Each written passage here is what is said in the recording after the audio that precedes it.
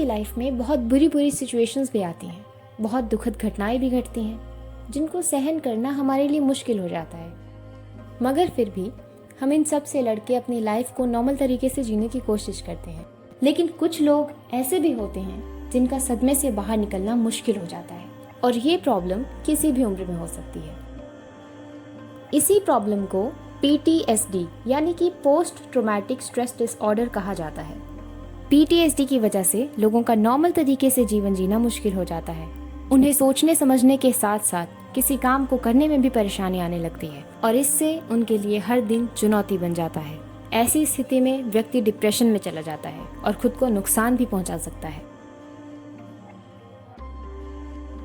तो आज मैं आपको PTSD के बारे में विस्तार से बताऊंगी।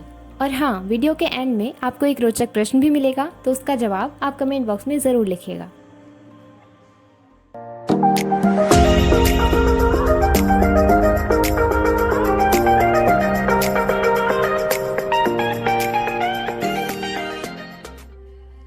तो जैसा कि मैंने आपको स्टार्टिंग में ही बताया कि हम सबकी लाइफ में कोई ना कोई ऐसी दुखद घटना घटती है जिसको हमें सहन कर पाना मुश्किल हो जाता है। हम उसे भुला नहीं पाते हैं, मगर फिर भी हम ट्राई करते हैं और अपनी लाइफ में आगे बढ़ते हैं।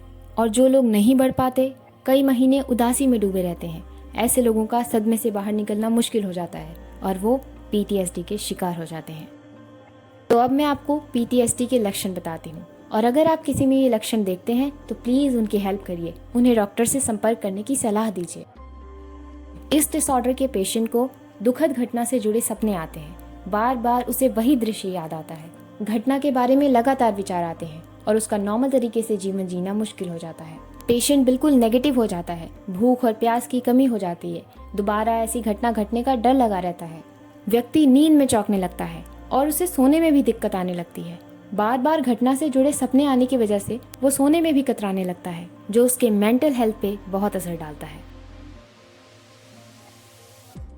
PTSD के पेशेंट का एंजाइटी लेवल बहुत ज़्यादा होता है, जिसकी वजह से उन्हें नॉर्मल चीज़ करने में या सोचने में भी परेशानी आने लगती है।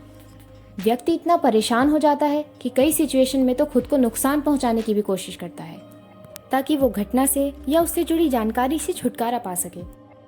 PTSD के पेशेंट को घटना से जुड़ी हर चीज से डर लगने लगता है। जैसे मान लीजिए किसी के साथ कोई बहुत बुरा कार एक्सीडेंट का हादसा हो गया, तो कई बार ऐसा होता है कि कुछ लोग हादसे के बाद ठीक होने पर भी कार ड्राइव नहीं कर पाते, क्योंकि उनके मन में डर बना रहता है। कई मामले में ये बहुत ज्यादा भी हो सकता है, जैसे व्यक्ति को कार में बैठने से ही डर लगे। कुछ केस में तो व्यक्ति ना चाहते हुए भी घटना को फिर से अनुभव करता है, जो उसके ट्रॉमा को या ये कहें कि उसके घाव को बढ़ा देता है। इस डिसऑर्डर का इलाज मनोवैज्ञानिक द्वारा ही किया जा सकता है। PTSD के पेशेंट में नींद की कमी और भूख ना लगने की समस्या अधिक होती है। ऐसे लोगों को साइकोथेरेपी के साथ साथ कुछ दवाएं भी खाने के लिए दी जाती हैं। इसके अलावा सपोर्टिव टॉक थेरेपी यानी कि सकारात्मक बातचीत से भी ऐसे लोगों का मनोबल बढ़ाया जाता है। इसके साथ साथ मनोवैज्ञानिक कुछ खास रिलैक्सेशन एक्सरसाइज करने की भी सलाह देते हैं, ताकि व्यक्ति को मेंटल ट्रॉमा से बाहर निकाला जा सके। अगर आप किसी में ऐसे सिम्टम्स देखते हैं तो प्लीज उनकी हेल्प करिए, क्योंकि जितना डिले करेंगे प्रॉब्लम्स उतनी ज्यादा बढ़ेंगी। So love yourself, love your surrounding.